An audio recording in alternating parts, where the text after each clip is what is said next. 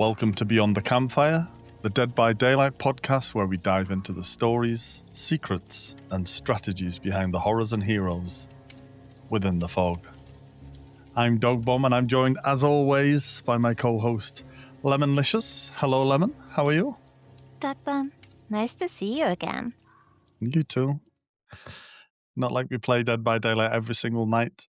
Not at all. How's your week been? It's been a good week. The winter event started, so we have been playing that. What are your thoughts? I'm not a fan. It's I a noticed. bag of poo-poo. I noticed. The first night we played, you weren't feeling it. No, I have 0% Christmas spirit at this time. And I know I probably should have about 80%, but I have not gotten any Christmas gifts. I have not had any real Christmas snacks. Yeah, I'm over Christmas. Then throw yourself into the event. Throw more snowballs. Jump into snowmen. Freeze pallets. I would rather hear about your week. How was that? I've been enjoying the event. The event is all right. So it's not breaking the mold of Dead by Daylight, but there's plenty of things to kind of do. It adds a little layer of silliness to it. It does feel like people are getting a little sweaty now that we're a week in. People are starting to get a little serious. A few snowballs and some snowmen, and you're happy. It doesn't take much to get me happy with Dead by Daylight. There have been some interesting developments in Dead by Daylight this week, though. First of all, they have reopened the creator program. They'd done that last week, but people are starting to get accepted into the creator program. It's amazing. Yeah, lots of streamer friends and lots of people I've noticed are getting into the program, which is awesome. I don't fully understand what it means for them as of yet, but it's great that they're being recognized for the hard work that they're putting into Dead by Daylight. Definitely. So if there is a Dead by Daylight creator out there who wants to share a few details about what this means, please do it in the comments on Spotify. Yeah, because we do read those. We absolutely do. Oh, yeah, and thank you to everyone who listened to last week's episode. That's quite exciting. It was so exciting and nerve-wracking. Yeah. And breaking news as of before we're recording this, Michael Myers is being removed from the game. The Halloween chapter is leaving on January the 19th. Yeah, Michael and Laurie will no longer be able to be purchased. How do you feel about that? It is what it is. These things always are going to have a limited shelf life. They can't have unlimited license on anything. Just the nature of copyright and how these things work out. And Michael's been around since almost the start of the game. A lot of people, I wasn't around then, but a lot of people say that Michael Myers was the element that made DVDs successful. So I can see why people are upset that he's going. However, if you've got him, you still have him. He'll still be playable. Laurie will still be around, still be playable. I will miss the map, though. I do like the map. I think you might be the only person to like that map. Really? I love that map. I think you might be the only person. So how about we, from today and until January, we spend all our map tokens, if we have any, to just play that map? Well, no, because they'll convert those into blood points, and then we'll be able to spend all those blood points, leveling up our Michael if we've not already. Okay, how about we just spend mine? Yeah, we'll spend yours. And get the last enjoyment out of that map. You can have your last enjoyment out of that map. Go for it. I will miss it. Well, Go for it. you and the others are going to join me, right? I'll be there. Hopefully that we don't get the map, but yeah, I'll be there. Then there was something we forgot to do last week. What did we forget to do last week? We didn't really tell who we are or that we are recording this from two different countries. Oh, yeah. Should I give a little bit background on me? Yeah, just a little bit. Hi, I'm Dogbomb. I'm from the UK. I'm from England, and I've been playing Dead by Daylight now. Well, I played Dead by Daylight about 6 years ago. Didn't like it, and I've been playing it now for about 3 years. I have 2,000 plus hours in the game, maybe a little more. And how about you? Where are you? I'm in Denmark. Yeah, my name is Lemonlicious or just Lemon. I live in Denmark and I am Danish, but I have been living other places in Europe. And I have been playing Dead by Daylight for what, 2, 3 years? 2.5 years? Around that, I think. And I guess I have, if Dogbomb has 2,000 hours, I probably have 1,000 on Dead by Daylight. GG. Are you excited to talk about this week's character, our first killer character? I am. It's it's a weird one. It is a weird one, and I'm not sure how I'm going to tackle the technical aspects of him yet. So we'll see when we get to that part. But I'm if excited you're for ready, that part because I know nothing about killers and perks and stuff. find out some of the perks tonight. If you're Yeah. ready, let's learn about the original killer who taught survivors to watch their step. It's our good friend, the Trapper.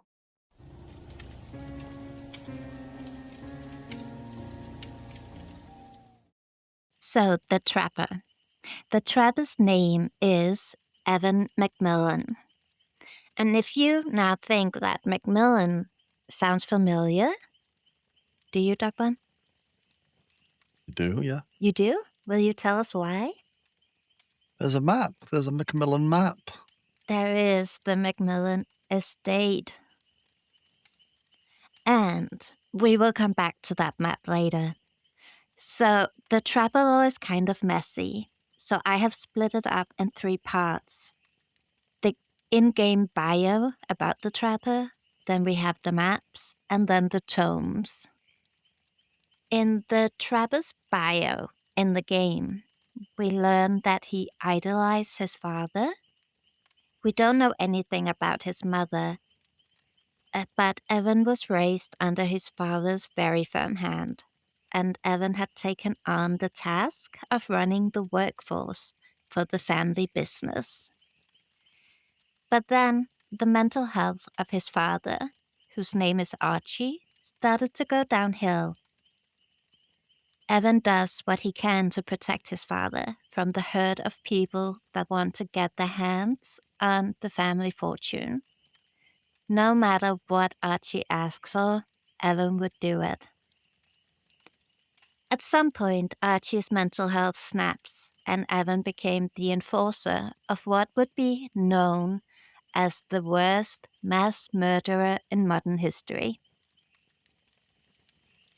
Yeah, it gets bloody here.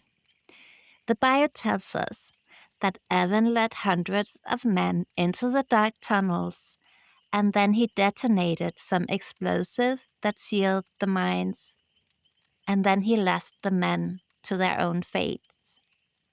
There is no record of what happened to Evan, but his father was found in the basement of his own coal tower, dead and abandoned. If we look at the law of the Macmillan estate, the current law tells us that Archie's mental health got worse, and so did his decision making. The men who used to work for him became his slaves and were not allowed to leave the premises without permissions. They had no longer contact with their wives or their children, and if anyone complained, they would disappear. In this version, Archie is the one that seals the mine with his workers, or what is called slaves, and then left them to suffocate. Archie's remains were later found as a skeleton with a taunting grin on his skull. But, as I said at the start, this is the current law of the Macmillan estate. And it doesn't go super well what we already know from the Trappers in-game bio. If we look at the original map law, it's Evan that seals a mine with explosives and leaves the workers to suffocate. Archie's skeleton was later found with a taunting man-made grin on his skull. There is a few more differences between the original and the current lore of the map, but as for the Trapper, I feel the important part is if he or his father is the mass murderer. There is no explanation to why they killed hundreds of men, and they have a business, they have money, there is no reason for this. If we then go back and look at the very first tome of the game, Tome 1, we learn more about Evan and his family. So, in the first memory, we learn that Evan is 14 years old, and we learn that the Macmillan estate is in the area of Seattle. At the age of 14, Evan is very excited about a union forming for the workers. But it's a secret he has from his father, and he really wants his friends to have a better life, to have dignity, freedom, time to spend with family and friends, and basically time to be humans, and not maggots, as his father calls the workers. Having that secret from his father makes Evan feel empowered, but that feeling doesn't last very long. Evan gets beaten up by his father every time he shows weakness. He gets told that he has to stop being nice to the maggots, stop talking to them, and stop helping them. Evan's father has broken his jaw before, and Evan does not want that to happen again. And he starts to hold back towards the workers. And instead of feeling empowered, he feels ashamed and torn between his father and his friends, because he does feel that Bob, Tom, and Jim deserves more. And I kept the name in this because I feel like they're so cute names and so short names. I don't know why they put them in the lore, but they're there. Bob, Tom, and Jim are the friends. We also learned that Evan loves sketching or drawing, even though his father forbids it. He tells Evan that he wants him to teach how to manage maggots, and that is abusive, violent, and brutal. But Evan needs to learn how to break their will and break their spirit. And this is also the first time we learn about Evan's mother, as his father also broke her. We also learn that Evan loves hunting bears and teaches Evan to set bear traps in the dark, dark woods. His father is obsessed with hunting bears, and he used to go hunting with Evan's uncle, who was attacked by a bear. He got his arm torn off, and the bear bit off his head. Evan's father had to kill the bear by stabbing it in the back and cut its stomach open to pull out his own brother's head. He carried his brother all the way home, but Evan does wonder if there ever was a bear in the woods. So here we have the bear traps. Evan sketches his father in a bear suit. And yes, we all think naughty bear right now. But in a bear suit, killing his uncle. He has never met his uncle, but he knows his father thought that he was a disloyal worm because he wanted proper wages and better conditions for all the workers. But Evan also sketches his mother being drowned by his father in a bear suit.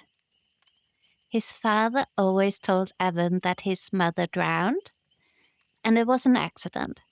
But Evan never believed his father. Evan considered killing his father multiple times, as he feared like that would set him free. But he can't do it, because even though he hates his father, he also loves him, and the love is bigger than the hate. After a few days, Evan gets into his room and sees all the sketches torn up. He puts them back together and realizes one is missing. The one of his mother getting killed is missing. His father comes into his room and tells him that his friends at the mine sold him out for a few dollars and that he knew that Evan had secrets from him. Evan follows his father back to his father's bedroom and see that the sketch of his dying mother is in a frame above the father's bed. His father tells him that he will teach him a lesson the next day. And again, Evans is torn in his feelings between his father and his friends. But as his friends have betrayed him, he had only admiration for his father. Then there is a memory that is a clip that shows Evan getting dragged to the entrance of a mine and getting beaten by his father while a few workers is watching. It's kind of heartbreaking. Then we have Tome 23. And there is a lot of getting lost in Tome 23.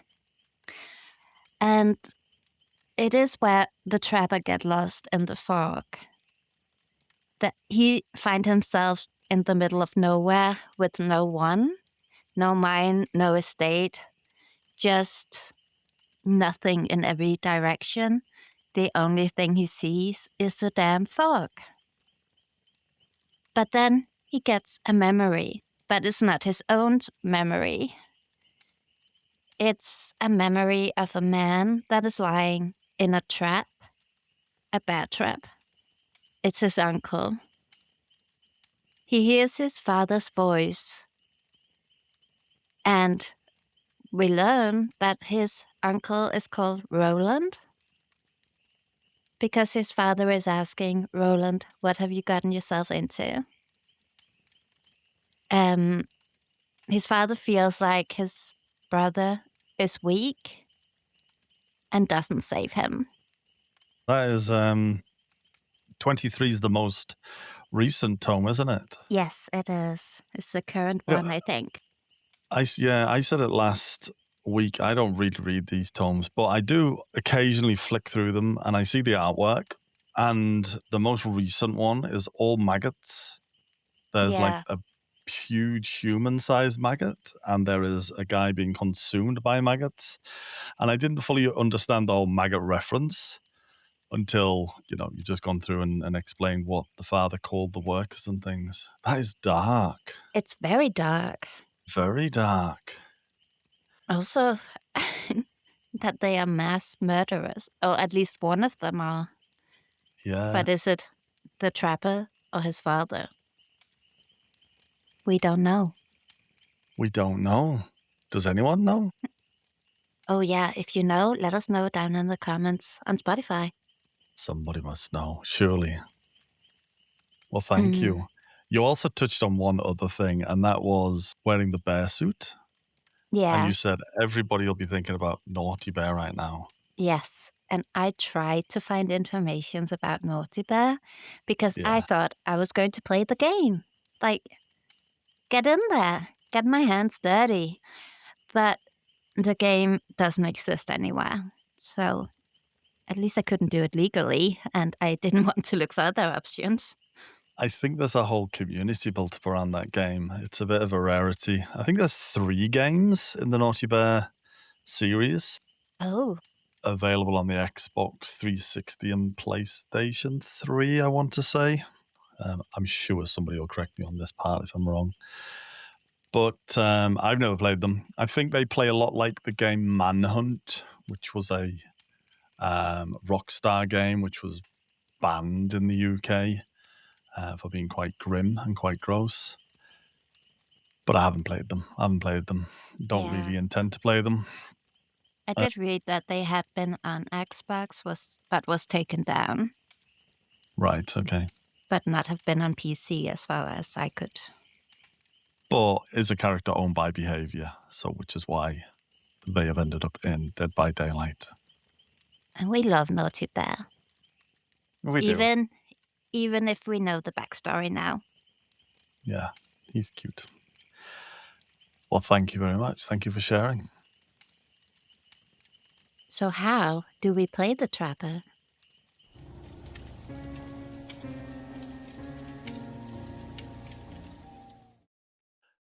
So yeah, the Trapper. The Trapper's entire thing is his bear traps, which is both a good thing and an awful thing.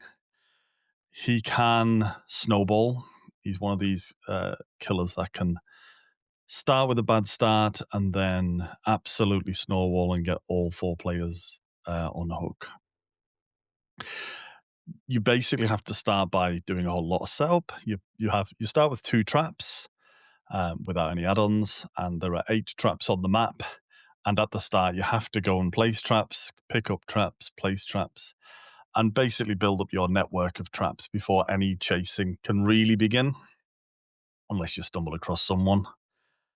And the survivors can either walk around your traps, which they do most of the time, or jump over your traps, or disarm your traps. And there's not a great deal that you can do about that, other than a few add-ons and things. So what I thought I would do is talk through the perks and then maybe touch on his add-ons after that, because some of them really adjust how the Trapper is played. Perks can be used by any character. The add-ons for his power, the traps, can only be used by himself. So his 3 perks are, and again, in no particular order, he has agitation. When he is carrying a survivor, he has a faster movement speed, 18% faster, and his terror radius increases. Doesn't sound great, but actually in conjunction with other things, can work quite well. Agitation can be the start of a backpack build, which we'll talk about. That's a specific kind of Trapper play and a specific kind of play. His second perk is Brutal Strength, and that increases his speed of breaking walls and breaking pallets and damaging generators. Again, not great on its own, can work really well with a bunch of other builds, particularly on other characters rather than the Trapper, but helps him to move around and get through places quicker. And his last, Unnerving Presence. Survivors who are repairing or healing within the terror radius get more skill checks, and they get smaller skill checks. We've all seen this as survivors before, often with Doctor. Doctor has a huge terror radius, and that combined with Unnerving Presence can make skill checks super hard on gens. So that's where that comes into its own. With people with large terror radius, such as Wesker as well. Wesker and Doctor, like an Unnerving Presence. But there is 3 perks. They all need kind of other perks to go alongside them. They all need something to bolster them with. None of them are the greatest perks. For example, Agitation combined with Iron Grasp and maybe something like Monstrous Shrine allows you to pick people up, put them on your shoulder, carry them all the way to basement, almost from the edges of the map, which can lead to a basement trapper, which is a very specific type of trapper. You get one person in the basement, you put traps all the way up the stairs, or around the shack or wherever the basement is, and you hope that people will walk into your trapped up abode. That's just one example of how that could work. Agitation also works quite well with something like brutal strength and pain res, to really kind of escalate the pressure on the game and slow down those gens and keep people under control. The trapper is all about control. His add-ons are all based around his traps. For example, there is the tar bottle, which makes his traps darker, so they are harder to be spotted on the ground. There are things like bear oil, which make the setting of the traps quiet, silent. But the big ones are the iridescent. The iridescent and the purple add-ons. He has bloody coil. Bloody coil means that if someone tries to disarm a bear trap, they will immediately go put in the injured state. It's worth knowing about this early in the game, before, and don't discover it partway through the game when you've got a trapper bearing down on you. But you need to be mindful that it is a thing that is on his traps. The other iridescent is iridescent stone, and that will reset a random trap on the map every 30 seconds. That means that you could see a closed trap go around the loop, and then when you go back around it, it's set itself again as a trap. His purple add-ons, he has honing stone. Honing stone's horrible. That is, if you're in a trap and you get yourself out, you go into the dying state, which is superbly nasty. There is Trapper Sack. So Trapper Sack gives him all of his traps at the start of the trial. It's often used by basement trappers. And when he places his trap, he can no longer pick them back up. So they're kind of one-use traps, but he has them all at the start. There's a bunch more. There's Trapper Bag, gives him one extra trap, or allows him to carry one extra trap. There is the padded jaws. The padded jaws, I don't fully understand why these exist, but it means that the survivors don't get damaged. They can escape, and the trapper gets some extra points. I guess that's why it exists. He gets extra points. There is the makeshift wrap, which means that if he gets caught in his own bear traps, he doesn't get caught in them, but he just disarms the trap instead. It's always hilarious to see a trapper get caught in his own traps. That sound of the trapper getting caught in his own traps is the best sound in the world as a survivor. The funniest thing, especially if he's just picked you up, because it makes him drop you as well. There are add-ons to increase the setting speed. There are add-ons which I've been using recently as Trapper, which increase the length of time that the survivors need to escape. I've been doing the achievement for Trapper, where I have to lift people out of the traps as they're caught, and that left them in the traps for longer and gave me more time to get across and pull them out of the traps. That is the Trapper's add-ons, or a quick overview of most of his add-ons, and that is the Trapper's perks. That is our friend the Trapper. He's pretty weak. He's a pretty weak killer. He's definitely not an A tier killer. He requires a little bit of luck, a lot of map knowledge. You need to kind of know what are the strong loops, what needs trapping. There are some builds around extending loops. So I believe Otts did a video on putting the traps down on the end of loops so that you have to the survivors have to run around them. And if you go in with the makeshift wrap of Trapper, you can just run straight through them. So you've made the loop short for yourself, but you've made the loop actually quite long for the survivor. It's kind of clever. I've not tried it myself, but it was a clever idea. What is your experience of playing against the Trapper? Well, I have actually also played Trapper. Oh, Yes, in 2 versus 8. yes. That is my killer, the naughty bear and his traps, and I love it. It's my absolute favorite killer to play, Mhm. but also I have only played 3 different killers, so it doesn't really say much about me. But I do like the trapper. I do like the traps because you can see them most of the time, and if you are just aware, you can win. But yeah, there's also always a teammate or 2 that, doesn't look down. Yeah, it's quite fun to tell them that there's a trap after they've stepped in it. Yeah. You enjoy that. Warn them about the trap after they've stepped in it. "Oh, there's a Mm. trap there, Lemon. Be careful." Hey, I don't oh, I do. You do. But yeah, it can be devastating playing Trapper. You can play Trapper and you can have a survivor following you and just disarming as you place, which can be absolutely disheartening and ruin your entire game.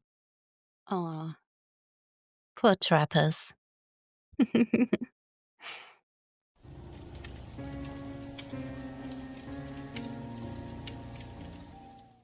And so we come on to our creator recommendation. And this week we have chosen Staggies. Are you aware of Staggies, Lemon? Yes, I am. I do enjoy Yes. his streams. Also, he's a cutie with his pink hat on his, headphones. He is. He very Yeah. much is. Staggies is a Scottish Twitch creator, also on other platforms such as YouTube, TikTok, and is huge. Staggies is huge on X, Twitter. Has some of the funniest Dead by Daylight related tweets. So yeah, you should follow him on all of those platforms if you are on them. And the reason why we thought that he would be a good pick this week is he is the quintessential gaff trapper, is what he calls it. The basement trapper that we touched on. There is a trap in the basement, which I call, and I think others call the Staggy's trap. It's just around the corner as you go into unhook, and it catches so many people. But yes, watching Staggies play basement trapper it's chef's kiss. It's a work of art. It's so funny, so entertaining. He doesn't do it as often as I'd like. I think I'd like to see more of it, and I think others would, but also I understand the need to mix things up and not just become a single killer person.